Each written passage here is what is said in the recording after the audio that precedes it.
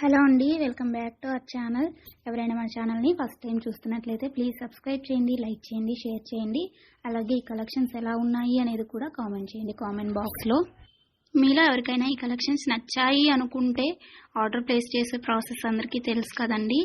First screen shot తీసి screen పై కనిపిస్తున్న నెంబర్కి సెండ్ చేసి అవైలబిలిటీ చెక్ చేసి తెలుసుకున్న తర్వాత అమౌంట్ సెండ్ చేయాలన్నమాట.